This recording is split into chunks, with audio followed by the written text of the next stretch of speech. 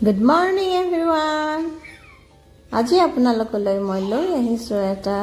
কণীৰ ধুনীয়া ৰেচিপি যেটো এটা ইউনিক ৰেচিপি এটো আপোনালোকে খাই পাইছে নাই মই নাজানো কিন্তু আপোনালোকে ঘৰত ট্ৰাই কৰিব পাৰে ভাপত চাও ৰেচিপিটো কিদৰে বনাও এয়া মই তিনটা কণী ভাপত দিবলৈ কাৰণে লৈছো আৰু তাত মই হালধি আৰু নিমখ এড কৰিছো ইফালে পিয়াজ আদা নহৰু আৰু জলকীয়া খিনি গুটেখিনি মই পেষ্ট কৰি লম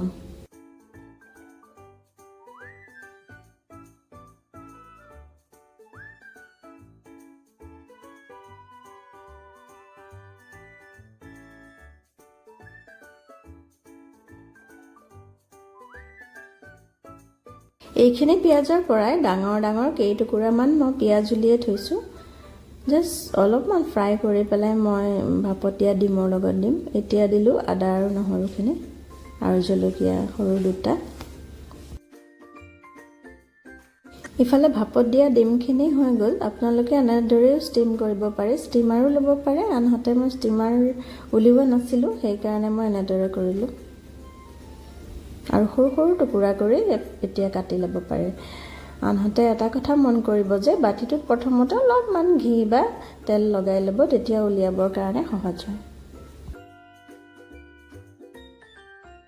পিয়াজখিনিৰ লগত মই মিক্সিত মাৰিবৰ কাৰণে এড কৰিছো কাজু আলমণ্ড ডালচেনি লং আৰু দুটা ইলাচি এতিয়া মই পেষ্ট এটা বনাই ললো সকলোখিনি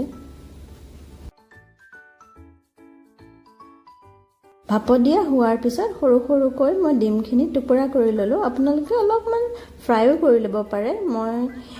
ফ্ৰাই কৰা নাই আৰু সৰু সৰুকৈ পিয়াজ কাটি লৈছো পিয়াজখিনি প্ৰথমতে মই অলপমান ফ্ৰাই কৰি ললো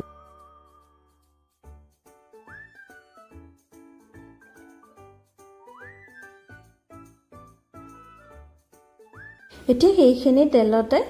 মই পেষ্টখিনি দি দিলো পিয়াজৰ পেষ্টখিনি দি অলপমান সময় ফ্ৰাই কৰিলো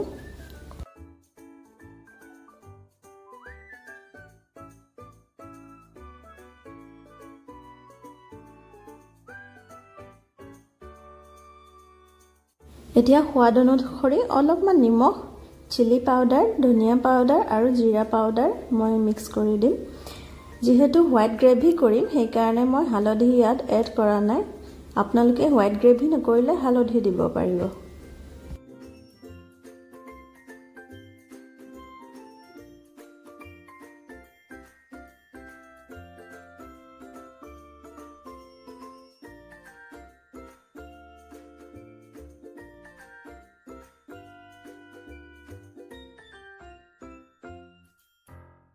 এতিয়া মই ডিমৰ টুকুৰাখিনি আৰু পিয়াজখিনি একেলগে মই গ্ৰেভি দি পেলাই অলপমান ফ্ৰাই হ'বলৈ দিম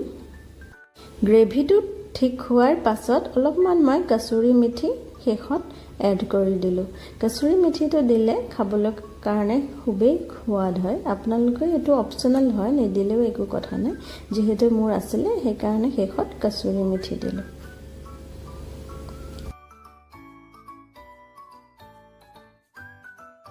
এখন মই এটা পাত্ৰত সাৰ্ভ কৰি পৰিবেশন কৰিলো আপোনালোকৰ এই ভিডিঅটো কেনেকুৱা লাগিল কমেন্টত জনাবচোন বাই বাই